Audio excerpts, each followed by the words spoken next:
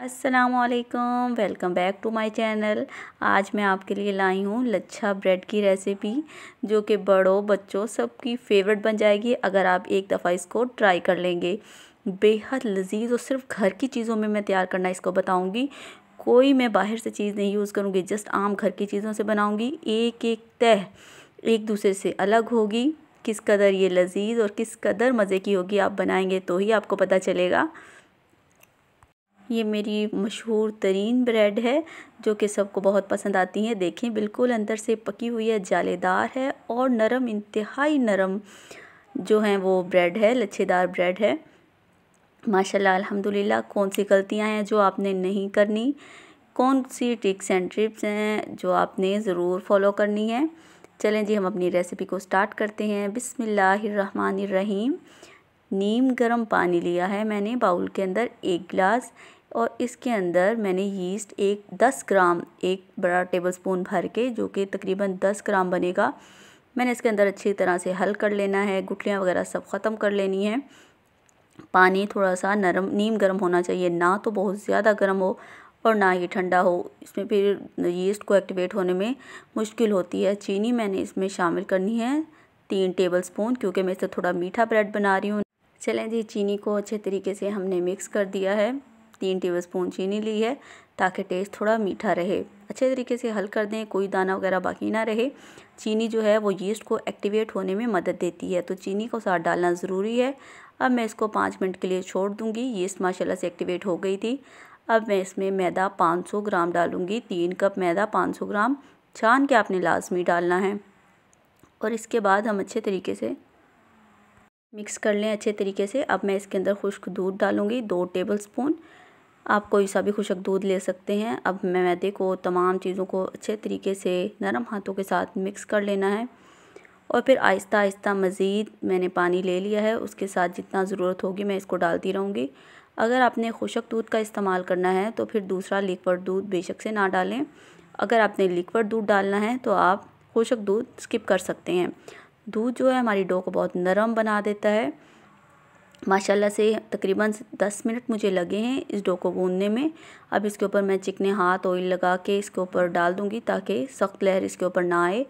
ढक के रख देंगे कि कोई मोटी चीज़ ऊपर डाल दें, क्योंकि सर्दियाँ हैं तो सर्दियों में थोड़ा ढक कर रखेंगे तो जल्दी आपकी जो यीस्ट है वो एक्टिवेट हो जाएगी, आपका जो है बैटर वो तैयार हो जाएगा। गर्मियों में कोई मसला नहीं होता, लेकिन सर्दियों में उसको ढक कर रखना ज़रूरी है। माशाल्लाह से देखें किस कदर फूल गई है, 3 गुना हो चुकी है।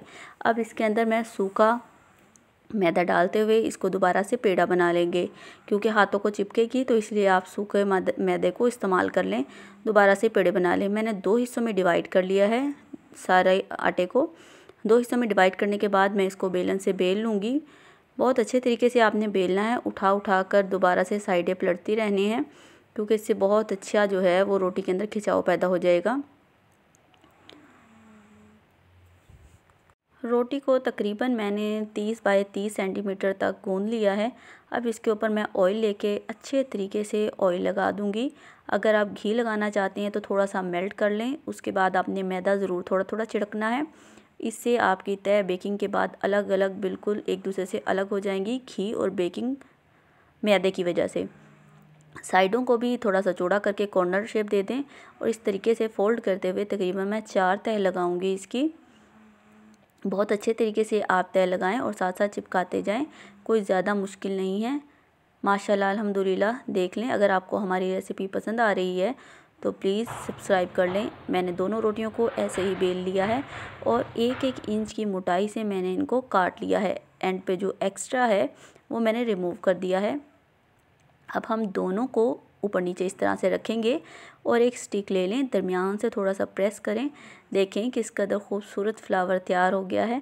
कोई ज़्यादा मेहनत वाली रेसिपी नहीं है, लेकिन देखने वालों को ऐसा मालूम होगा कि बहुत ही ज़्यादा आपने कोई इस पर स्ट्रगल की है, लेकिन ये जस्ट 1 सेकंड के अंदर आपका तैयार हो जाएगा। इसी तरीके से मैं तमाम ऊपर नीचे रख कर स्टिक को दरमियान में देकर और जल्दी जल्दी तैयार कर लूँगी। स्टिक को आपने थोड़ा सा ऑयल लगाते रहना है ताकि ये मैदे के साथ चिपके नहीं, और उंगलियों से नीचे जब आपने करना है तो थोड़ा सा दबा देना है ताकि ये खुले ना। जहाँ आपने ये फ्लावर बनाकर रखने हैं ब्रेड बनाकर रखनी है वहाँ थोड़ा सा मैदा ज़रूर छिड़क लें, ताकि जब हम इनको बेकिंग ट्रे पर मुंतकिल करें तो उठाने में आसानी हो। माशाल्लाह अल्हम्दुलिल्लाह बहुत ही आसान रेसिपी है। जो गलतियाँ आपने नहीं करनी, जो बातें हैं, जिन बातों का ख्याल रखना है, वो तमाम मैं आपको अपनी रेसिपी में बताती हूँ। मेरी ब्रेड की रेसिपी आप लोग बहुत पसंद कर रहे हैं, आपका बहुत शुक्रिया। ये रेसिपी भी आप ज़रूर बनाकर ट्राई करें, ये भी आपको बहुत पसंद आएगी।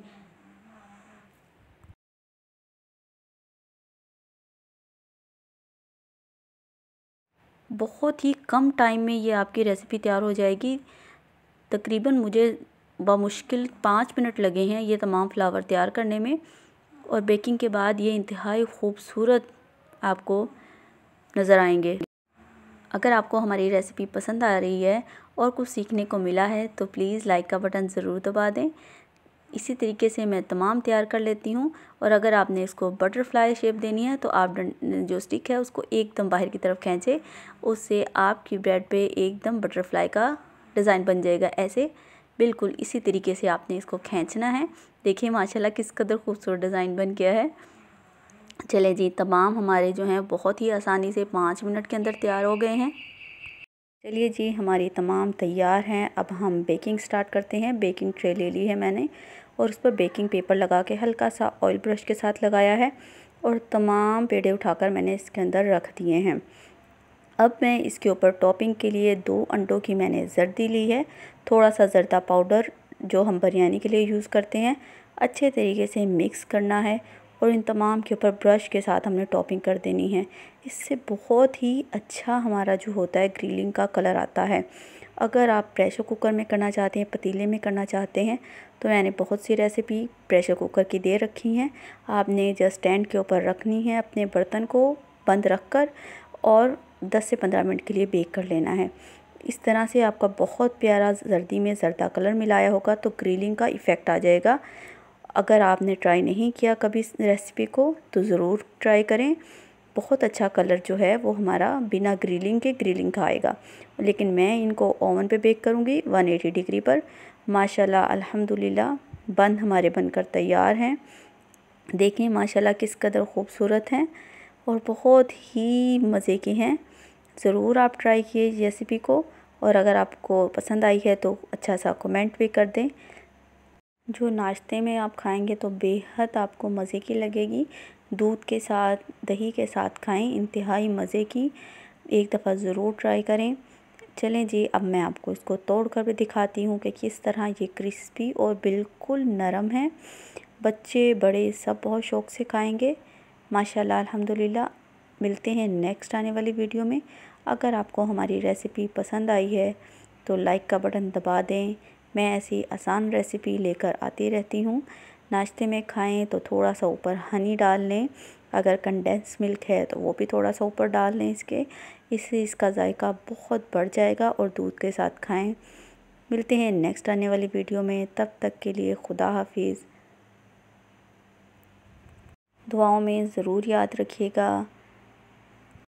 बहुत से लोग ऐसे हैं जो सिर्फ हमारी वीडियोस को वॉच करते हैं लेकिन उन्होंने हमें सब्सक्राइब नहीं किया, तो प्लीज़ सब्सक्राइब कर लें अगर आपने कुछ सीखा है। तब तक के लिए खुदा हाफिज़, फ़ी अमानिल्लाह।